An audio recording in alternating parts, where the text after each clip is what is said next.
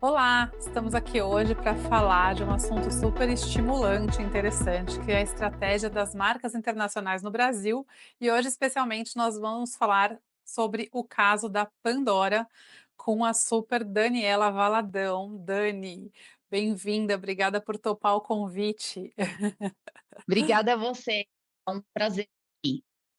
Dani, depois eu vou querer que você se apresente, mas só para dar uma introduzida no tema aqui para o pessoal do YouTube, que nos assiste. O tema, né, de nacionalização de marcas internacionais, ou seja, de entender como que as marcas internacionais entram no Brasil, quais são as escolhas, como elas funcionam, é um tema bem interessante e contemporâneo, porque a gente tem visto que o mercado brasileiro tem várias oscilações, né, nesse processo, tem hora que ele está mais atrativo, que mais marcas vêm, tem hora que as marcas ficam mais retraídas, e muitas vezes não é muito claro para a gente, como consumidor, ou para os profissionais do mercado que não estão trabalhando com marcas internacionais, o que, que promove esses movimentos, né? A gente tem algumas coisas que atraem as marcas internacionais para o Brasil. Uma das coisas importantes é o mercado consumidor, que é muito relevante no Brasil. O Brasil tem um mercado grande. A outra coisa é que o varejo cresce mesmo com esses anos de crise, teve um crescimento no varejo. Além disso, a gente tem uma infraestrutura de luxo consolidada, a gente tem, né, shoppings de luxo, tem alguns espaços, assim, uma infraestrutura boa para receber marcas internacionais mais consolidadas e que estão no mercado de luxo ou no mercado premium. Mas o Brasil tem vários desafios super importantes, como a complexidade logística e tributária, tão falada e super verdadeira, a concorrência com o mercado com as outras marcas nacionais, afinal, o Brasil é um mercado rico, né, no mercado né, nesse ambiente, né, no ecossistema da moda. Então, as marcas internacionais também concorrem com as nossas marcas que são competentes no Brasil. E é um país meio instável, ele tem muitas flutuações políticas e econômicas. Falando especificamente da Pandora, que depois a Dani vai falar bem mais para vocês com mais profundidade, ela é uma joalheria dinamarquesa fundada em 1982, que está no Brasil desde 2009, mas cresceu muito desde assim nos últimos anos. A Dani especificamente está no cargo de Country Head da Pandora no Brasil desde 2023, que foi o ano que a Pandora assumiu aí, atingiu a marca de 200 lojas por aqui. E falando um pouquinho, uma breve apresentação da Dani, mas depois eu vou querer que a Dani abra isso um pouquinho mais. Eu falo Dani porque a gente já, né, se conhece fora a gente já almoçamos, já temos aí uma relação de Já. umas trocas, então eu sou íntima. Estou trazendo essa intimidade para o papo aqui também com os nossos espectadores. Então ela tem uma carreira de mais de 20 anos no setor varejista, acumulou experiência em empresas como Amaro, MAC, C&A, Topshop, então não é a primeira experiência de marcas internacionais, pelo contrário, ela teve muita experiência de marcas internacionais entrando aí no Brasil, tanto de moda quanto de beleza, e ela é formada em propaganda e marketing pela SPM com a especialização em varejo pela FIA. Dani, fala mais. Conta um pouco sobre essa sua experiência, seu currículo enorme, super, super rico e sobre essa experiência na Pandora. Bom, vou te chamar de Má, porque como você já abriu, a gente já tem Autorizada. aí já tem um relacionamento anterior, né, então já vamos na intimidade. Então, mas acho que é um pouquinho esse resumo, eu sou mineira, mas mudei para São Paulo lá no comecinho dos anos 2000 para poder fazer faculdade aqui em São Paulo, fiz SPM, e logo no começo da minha carreira eu entrei no varejo. Eu gostava muito de moda. Sempre tive um sonho de trabalhar com moda. Eu entrei via trainee, programa trainee da C&A, e aí eu descobri todo um mundo de varejo, que eu até então, desconhecia. E de lá para cá, como você mencionou, passei por algumas marcas internacionais. Eu fiz parte do time que trouxe a Topshop lá em 2012 aqui para o Brasil. Depois eu trabalhei alguns anos na Estée Lauder com a marca MAC. Então trabalhei tanto para o time regional de América Latina, cobrindo todos os países de México, até a Argentina. Trabalhei no time local de MAC aqui no Brasil. Estava na MAC quando a gente fez redução de preço na MAC, estava na MAC quando a gente colocou a MAC na Sephora, que foi um projeto global. Foi a primeira MAC a estar numa loja da Sephora no mundo, foi aqui no Brasil. Durante esse período que eu estava na MAC, eu engravidei, entrei de licença maternidade, e durante a minha licença maternidade, eu fui convidada para ir para Amaro, onde eu assumi a área de Head de Physical Retail e projetos Omnichannel. Então, fiz todo o turnaround do canal físico e implementação de tecnologias e ferramentas, omnicanal ali na Amaro. E desde 2023 estou aqui na Pandora. Entrei com um objetivo muito de expandir a marca no Brasil. A marca vinha de alguns anos, um pouco adormecida aqui no Brasil, então eu entrei com o objetivo de voltar a crescer, voltar a expandir, trabalhar bastante a imagem da marca. Estamos aí tem 2 anos já nessa oportunidade. E essa jornada teve mesmo muito crescimento, né, eu lembro que no nosso papo aí, no almoço já trazendo de fora para cá, você estava me contando tanto de loja que vocês abriram logo nesse seu primeiro ano de atuação na Pandora. Conta um pouquinho, sobre esse momento, né, que você da Pandora, sob sua gestão aqui no Brasil, o que que mudou, né, nesses últimos anos na abordagem da Pandora que teve esse crescimento tão expressivo? A gente trabalhou bastante a questão do plano de expansão, então a gente tinha uma concentração muito grande das nossas operações, São Paulo, Rio, Rio Grande do Sul e Santa Catarina e Paraná. Então a gente tinha já muitas operações, já era uma operação robusta aqui no Brasil, faturamento de milhões, mas com lojas muito concentradas nesses 5 estados.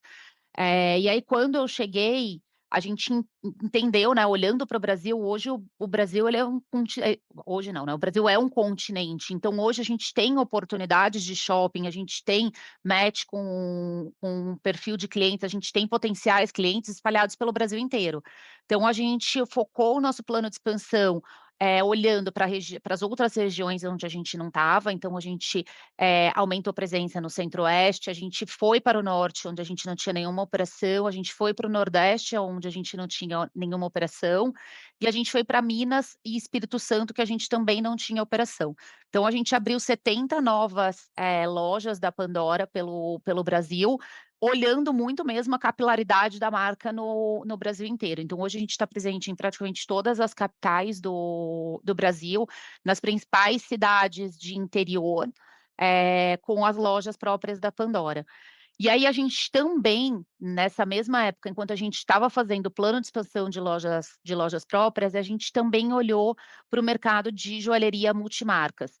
Porque o mercado de joalheria no Brasil é um mercado bem grande, é um mercado que ele tem um valor mais ou menos de 20 bilhões de reais.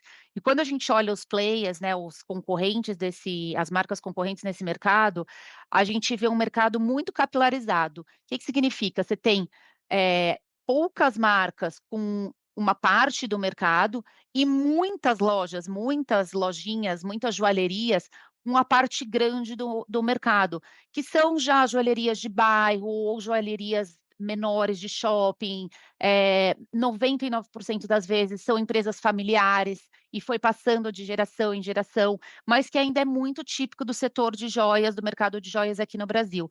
Então, quando a gente olhou para esse mercado, a gente entendeu que a gente tinha uma possibilidade, uma oportunidade de abrir, Pandora dentro dessas joalherias.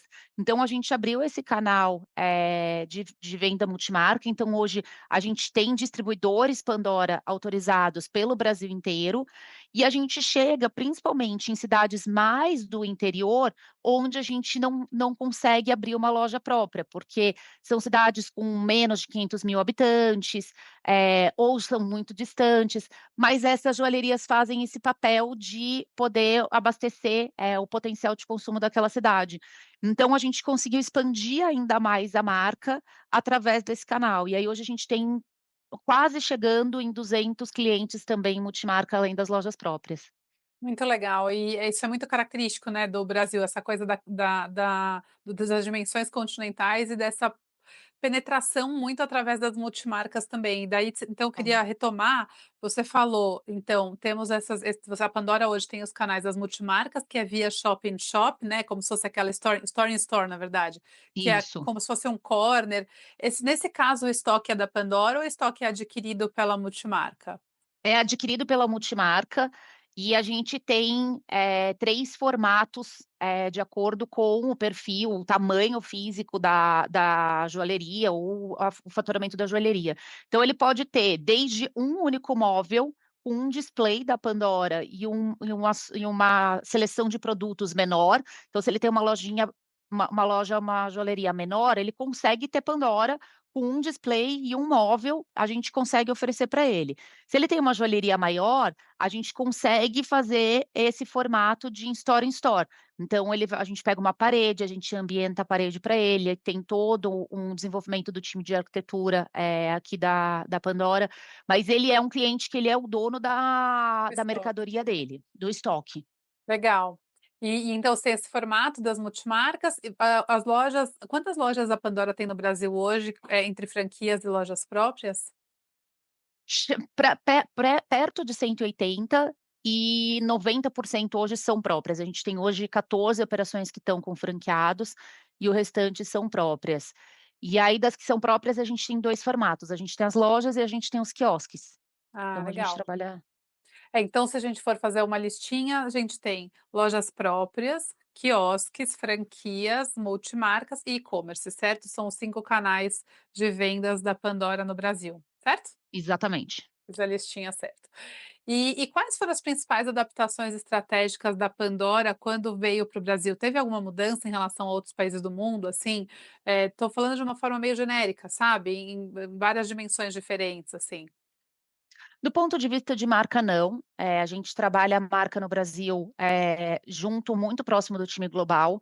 Então a gente usa todos os materiais de marketing que são da Pandora Global, a gente tem a arquitetura de loja, que é o projeto do global, a gente tem o visual merchandising, todos os guidelines, né, os direcionamentos de visual merchandising, do time global, parte de produto, então, quando a gente olha para a marca, a gente tem adaptações, de canais, de influencers, mas a gente, tem um trabalho muito grande de padronizar a marca globalmente, para que ela não seja uma marca no Brasil, outra na Espanha, outra em Copenhague, outra nos Estados Unidos. Uhum. Então tem um trabalho muito forte, da nossa matriz que fica em Copenhague, para que a gente realmente tenha essa unidade de marca ao redor do mundo. O que que a gente vem trabalhando, para ter mais, cultura local, para ser mais relevante localmente? Então, a parte de influências, por exemplo, a gente busca influências locais que tenham relevância e que tenham, similaridade com o perfil da influência, similaridade com a marca. Então, todos os países trabalham muito forte com marketing de influência. A gente tem os embaixadores locais das marcas. Então, hoje a gente tem o Alok como embaixador da Pandora aqui no Brasil e a Romana, a esposa dele, e a Adriane Galisteu. Mas a gente já teve a Anitta, a gente já teve a Luísa Sonza, então é importante para a gente, a Jade Picon, então é importante para a gente ter esses embaixadores locais que vão trazer uma proximidade maior da marca, apesar da gente estar seguindo todo o direcionamento da nossa matriz. Muito legal. E isso é uma coisa que, pelo que eu entendi, é da Pandora do mundo inteiro. Mesmo que o Brasil tenha muita cultura de consumir influenciador, né, e de marketing de influência, é no mundo inteiro que a Pandora tem essa abordagem forte no marketing de influência? É no mundo inteiro. Então, a Espanha tem os seus influenciadores com os seus embaixadores locais. Os Estados Unidos têm os seus influenciadores, os seus embaixadores locais. Tem as estrelas das campanhas, então a gente tem como embaixadora global, do Diamante de Laboratório a Pamela Anderson, e a gente muda as outras embaixadoras, globalmente a cada 6 meses, mais ou menos. Hoje, por exemplo, uma das embaixadoras mais famosas que a gente tem é a Winona Ryder, que é global. Então tem essas figuras globais que, são o rosto das campanhas globais. Então, você vai visitar uma loja da Pandora hoje, vai ter um banner com a Winona Ryder, mas você vai ver lá num cubo com a joia, o Alok com a Romana. Você vai abrir o nosso pandorajoias.com, você vai ver o banner do Alok com a Romana. Então a gente consegue mesclar a campanha global, que você consegue enxergar que essa é uma empresa, uma marca multinacional, presente em mais de 100 países do mundo, mas ao mesmo tempo você consegue uma identificação através desses embaixadores e influenciadores que você está acostumado a ver no seu dia a dia. E aproveitando que a gente está falando do digital, qual que é a ênfase estratégica do e-commerce, do digital para a Pandora hoje como canal de vendas e existem movimentos de omnicanalidade? Como que a Pandora, e isso no Brasil e no mundo, mas pensando muito na adaptação para o Brasil, vem trazendo relevância para esse canal? Como que está tratando esse canal estrategicamente? O canal é super importante para a gente, é um canal extremamente relevante. A marca vem olhando globalmente cada vez mais para o digital, então a gente vem passando por mudanças de experiência de compra dentro do site, de CX mesmo, de como é a experiência, como você coloca o produto no carrinho, como é o checkout. Então a gente vem revisando, a descrição dos produtos dentro do site. No nosso caso, a gente tem a numeração, de anéis e braceletes americano. Então, a gente fazer de uma forma que o cliente aqui no Brasil consiga entender facilmente qual é a numeração, né, o Correspondência, né? espelho daquela numeração aqui no Brasil.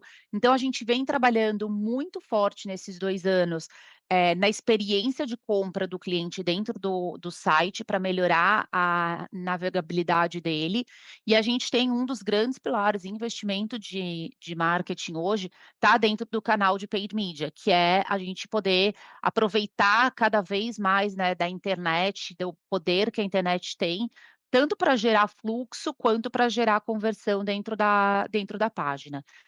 Em relação ao omnichannel, globalmente já tem diversas, ações acontecendo, ainda não foram implementadas todas aqui na América Latina, então, como empresa multinacional, vai tendo um rollout, né, por regiões, então eles estão terminando o rollout na Europa, já tem muita coisa nos Estados Unidos, e a gente deve entrar aí na fila dos projetos omnicanal para o ano que vem.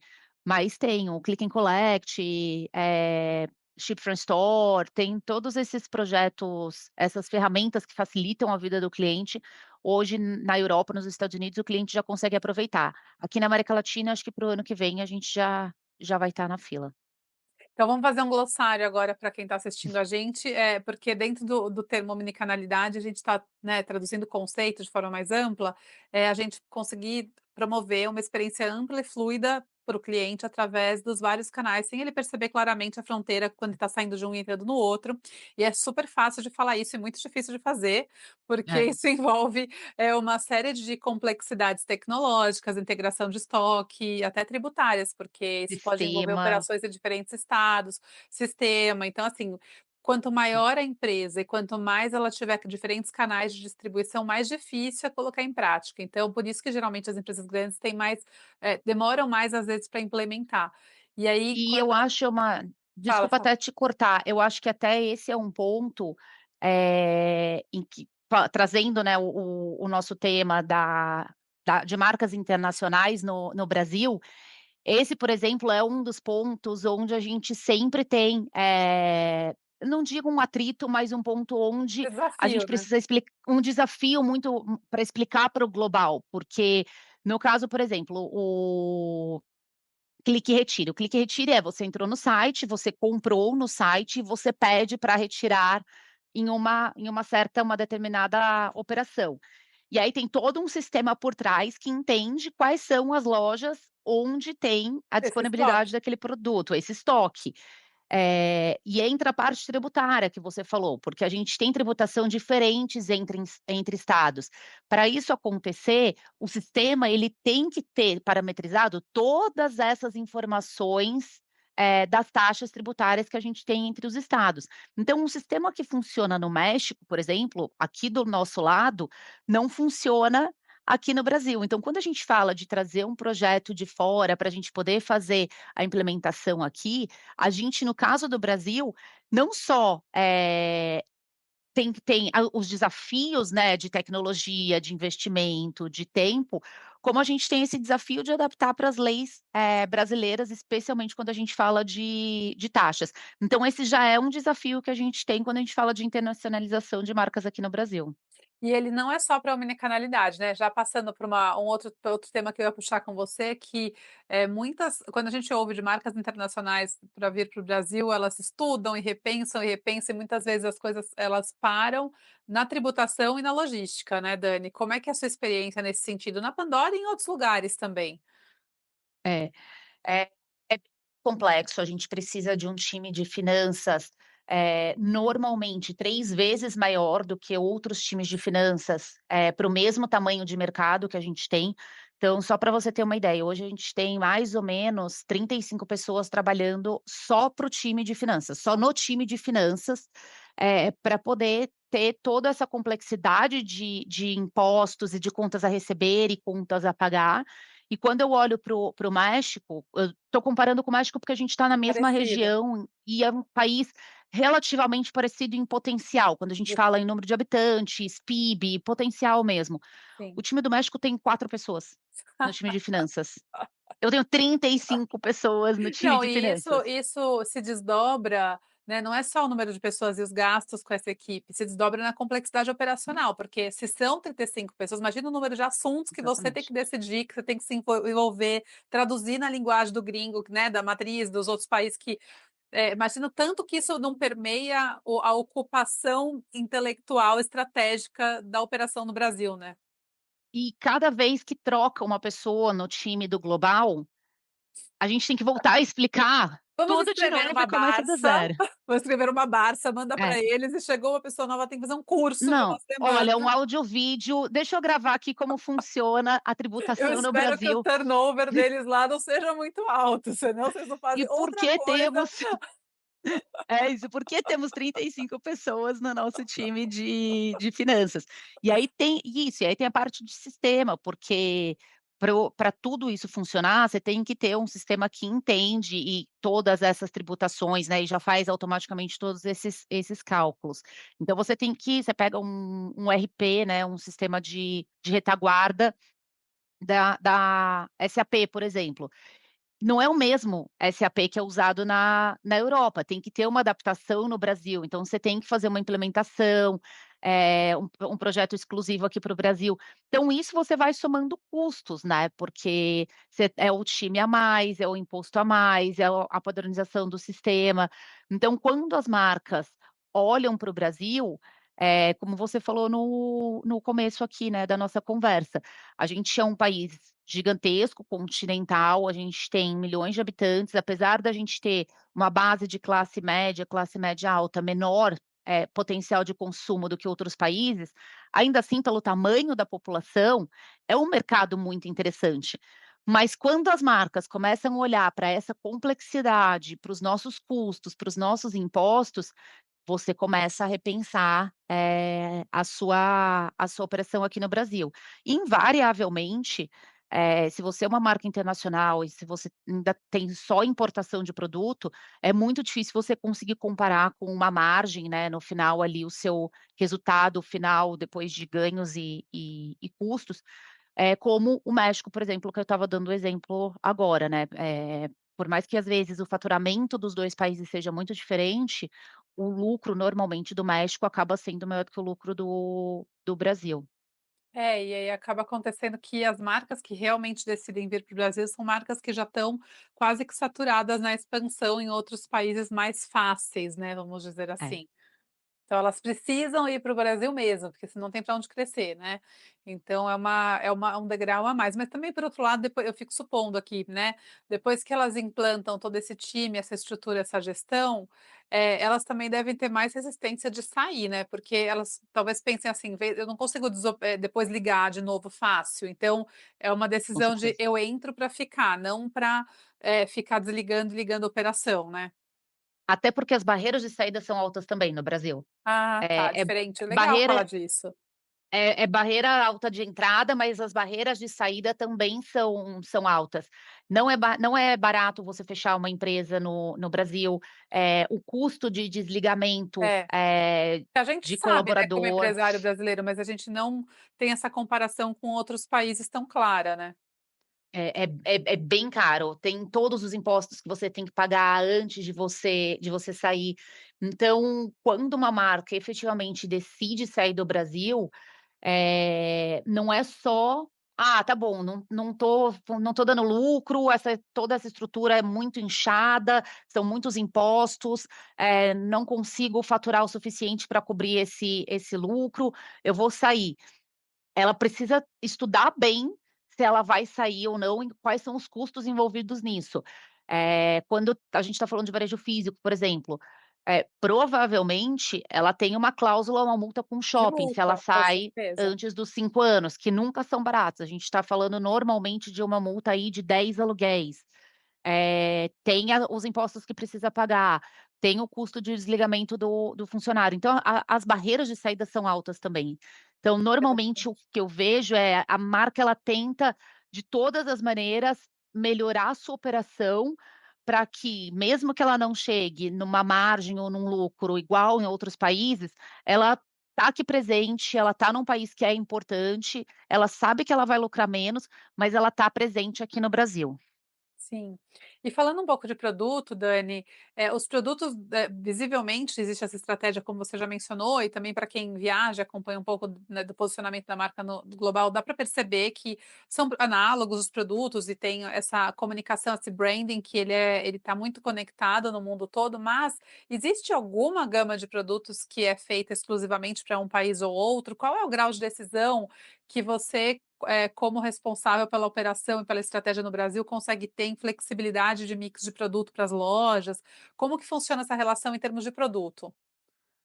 As coleções são todas globais, então hoje a gente tem um time de estilo, em Copenhagen que desenha todas as coleções, todos os produtos, e tudo é produzido na Tailândia, para o mundo inteiro. A gente tem os ciclos que são os lançamentos do ano, que permeiam aí as épocas do ano. Hoje, inclusive, a gente está lançando uma coleção nova, um ciclo novo. Então, todas as Pandoras do mundo, elas têm o mesmo produto, as mesmas coleções, e a gente lança nas mesmas datas. Então, hoje a gente está lançando uma coleção nova aqui no Brasil, e está lançando no México, nos Estados Unidos, na Espanha, em Mesma coleção. Copenhague, no Japão, a mesma coleção, que inclusive tem os charmes novos do Lilo e Stitch, da nossa parceria com a Disney, do filme que também tá lançando. Então a gente está super animado, com essa coleção nova que tá chegando hoje nas lojas. Então o mundo inteiro tem as mesmas coleções. O que que a gente tem, de responsabilidade local? Então, dentro do que é oferecido, dentro todo o sortimento que é oferecido das novas coleções, a gente faz uma escolha.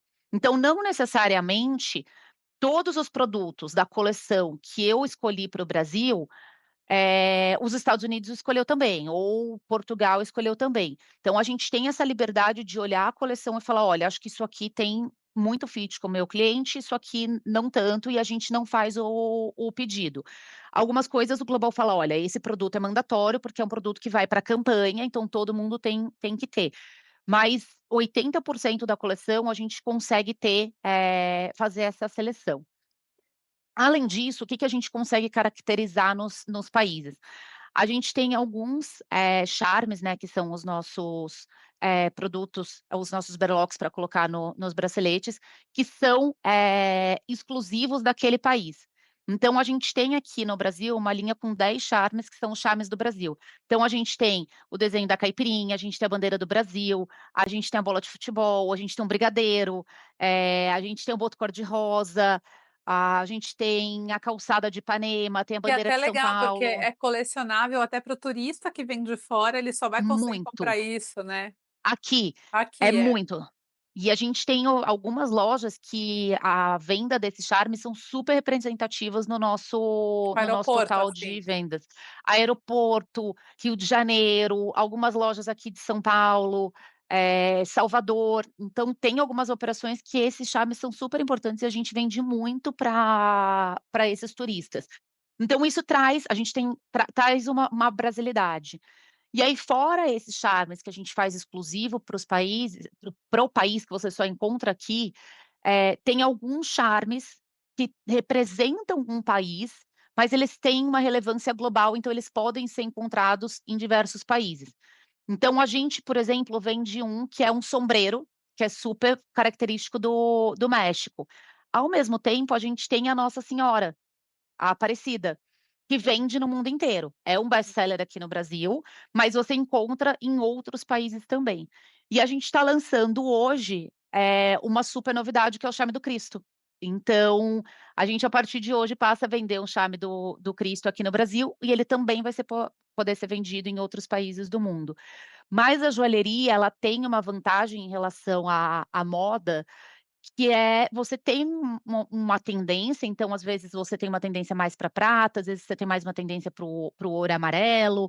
Agora a gente está numa tendência muito de pérolas e uma linha mais orgânica, mas você não tem uma grande sazonalidade ou uma grande diferença cultural como a moda. Então isso facilita bastante, para a gente ter produtos que sejam globalmente, atrativos. Distribuídos. E esses produtos que Exatamente. justamente puxando dessa sua né, questão que você pontuou muito claramente, que é isso que a joalheria tem é um pouco mais atemporal, né, e esses lançamentos, eles têm uma data, assim, para ser descontinuados, para parar de serem, feitos, ou eles podem ir permanecendo conforme o sucesso de vendas, assim? Normalmente eles vão permanecendo. Normalmente eles entram, na eles e são lança entra pra gente como lançamento de coleção, e aí eles entram pra linha normal, e aí a gente descontinua um outro produto mais antigo, então a gente sempre tem novidade no portfólio. E na média, quantos anos, não sei se você vai ter esse número, mas assim, quantos anos um produto fica? Tipo, pode ser 2, 5, 1 ano? Tipo, ele para de estar no portfólio na média não tem um tempo assim, né? Não tem um tempo, vai muito da performance dele. A gente tem charmes que estão no portfólio já há 15 anos, 18 anos, e charmes que foram lançados há 2 anos e foram descontinuados, então vai muito da performance do charme. É, O que mas sim mesmo a 2 gente anos é um tempo longo, é né, muito assim, bom, é é bom. curto, é longo, né? É. O que sim a gente descontinua mais com um tempo menor são algumas colaborações, algumas coleções. Então a gente tem uma parte bastante importante do negócio da Pandora, que são as colaborações, então a gente tem parceria com a Disney, com a Marvel e agora mais recentemente com a Netflix. E aí essas coleções elas são limitadas. Então a gente lançou no final do ano passado a parceria com o Stranger Things. É uma coleção que tem começo, meio e fim. A gente teve Harry Potter, começo, meio e fim. Game of Thrones, começo, meio e fim. Então essas colaborações sim, elas entram, ficam ali 6 meses, 8 meses, no máximo 1 ano, dependendo do contrato, e aí a gente descontinua. Legal. E, bom, voltando para o todo, né, a gente foi no detalhe do produto, eu gosto dessa parte também de estoque, de planejamento, acabo me aprofundando. Mas quais são os principais indicadores hoje que são reportados do Brasil para a matriz? Quer dizer, o que é analisado com mais frequência?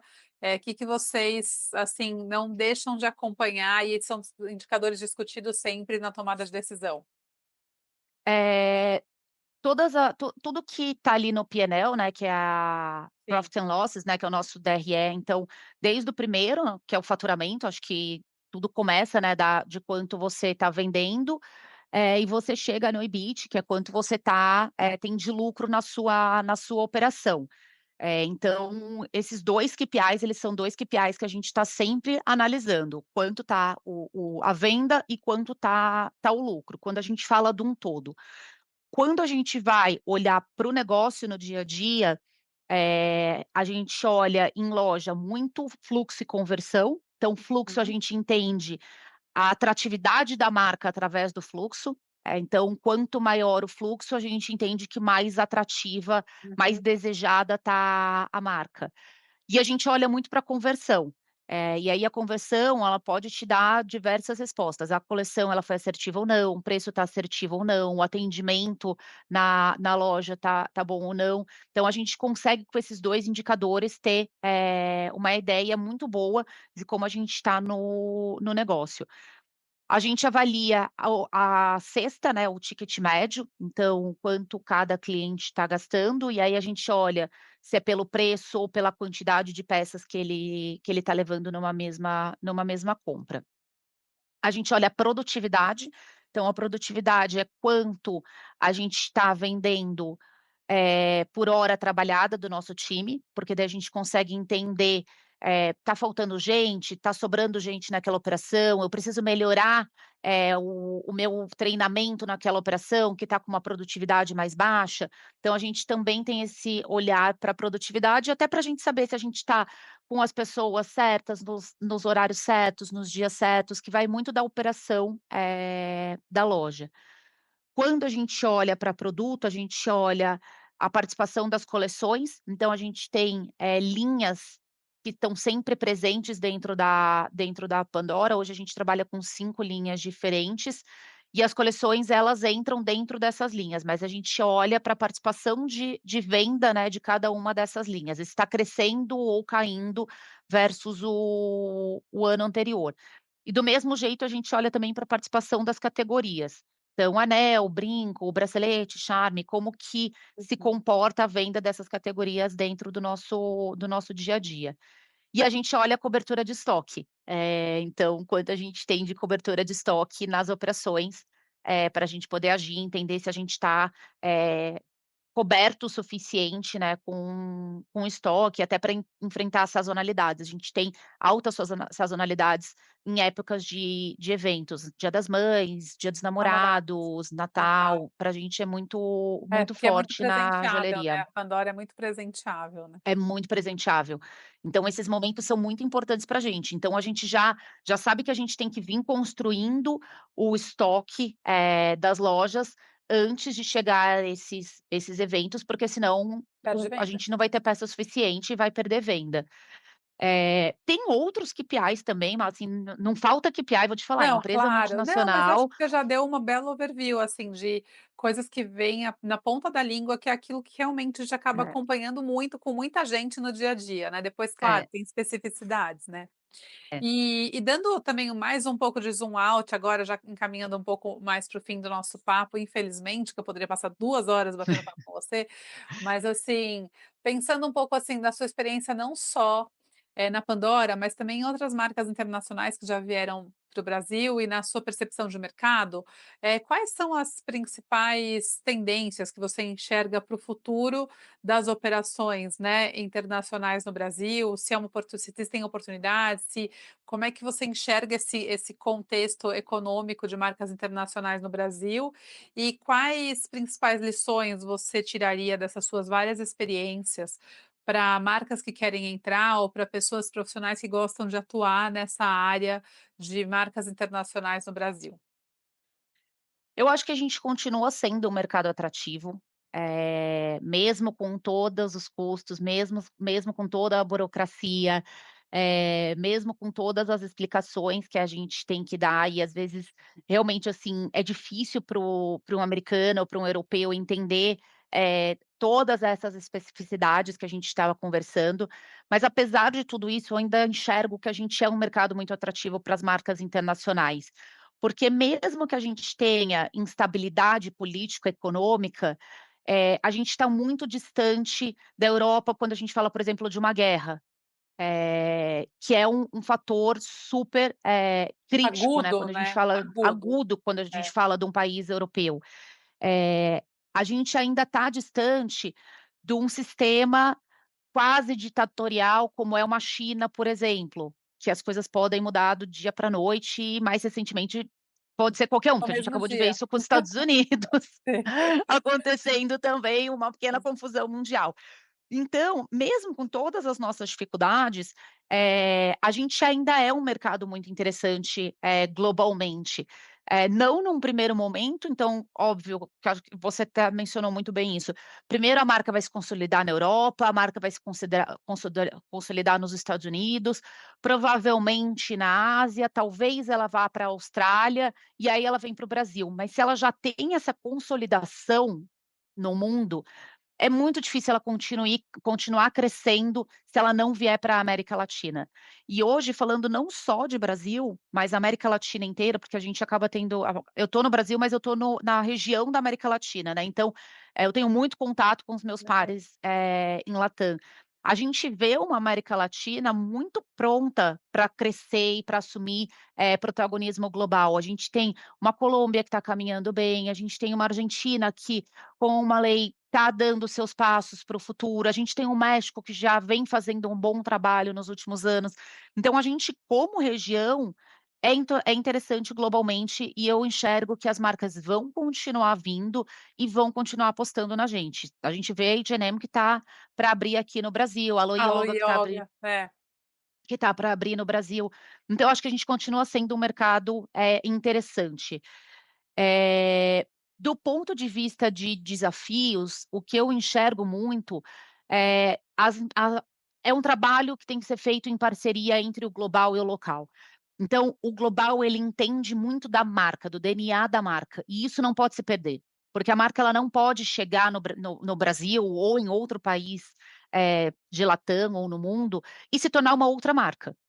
Ela tem que ter um DNA, isso precisa se manter, e o guardião desse DNA é o time global. Mas o local entende do país, entende Sim. do consumo, entende da população, entende do cliente, entende da lei, entende da burocracia. Então eu enxergo que quem se dá melhor no Brasil, quem tem mais sucesso no Brasil, é quem consegue unir as 2 coisas. O global consegue trazer e manter uma perenidade de marca multinacional, e o local consegue trazer todas as especificidades, Adaptações. a adaptação, e aí você se encontra no meio. Quando isso acontece, quando tem essa parceria, quando o global confia no local e o local trabalha em parceria com o global, são as marcas que eu vejo de maior sucesso que a gente tem aqui internacionais. Muito legal. Dani, muito obrigada por toda essa troca. Acho que quem estiver assistindo já tirou, anotou um montão de coisa, porque tem muita lição aqui, muito insight. E queria agradecer sua generosidade de compartilhar aqui com a gente. Muito obrigada. Eu que agradeço esse convite, prazer sempre conversar com você, e vamos marcar outros almoços, outros bate-papos. Teremos muitas oportunidades. Pode ficar tranquila. Combinado. Obrigada, viu? Obrigada a você, Má.